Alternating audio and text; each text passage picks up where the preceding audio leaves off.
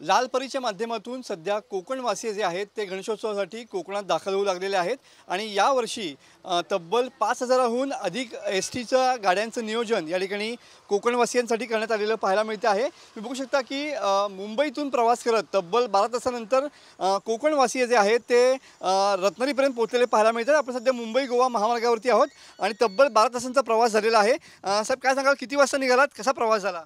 आम्ही रात्री 8 वाजता निघालो आहे। आता हातकंब्याला आलो आहे। 12 तास प्रवास झाला आहे। प्रवासामध्ये काय त्रास वगैरे झाला नाही, फक्त इथे थोडंसं ट्रॅफिक लागलं, बस एवढंच। ओके मॅडम, गणपती आहेत, काय तयारी असणार आहे गणपतीची, काय कशी मौज मजा असणार आहे? खूप मजा असते गावाला।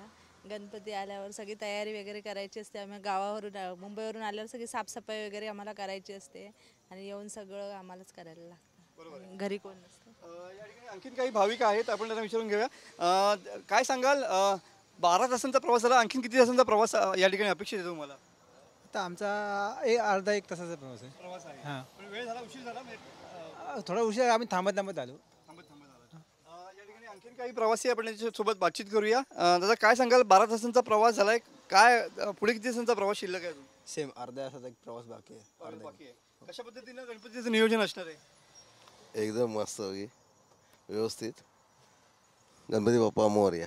ओके दादा, 12 तासांचा प्रवास झालाय, आणखीन किती तासांचा प्रवास शिल्लक आहे, काय सांगाल? अजून मला आता जायचं आहे मालवणला। आता आम्ही पोचलेलो आहे पुढे संगमेश्वरला, तर मिनिमम अजून 5 तासाचा प्रवास तरी आहे मालवणपर्यंत। असं किती वेळ लागेल? किती वेळ म्हणजे इथून तरी जायला 5 तास लागतील। बरोबर असं आहे, थोडी गाडी लेट आहे पण ठीक आहे, प्रवास चांगला झाला आहे, एकदम मस्त झाला आहे, चांगला आहे, एवढं।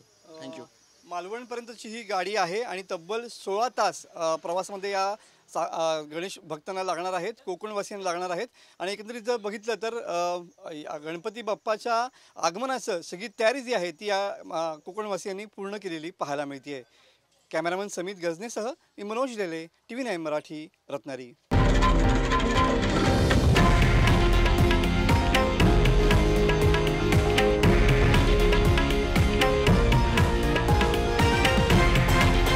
हे आहे देशातील नंबर 1 न्यूज नेटवर्क आणि आपण पाहत आहात TV9 मराठी, एकमेव।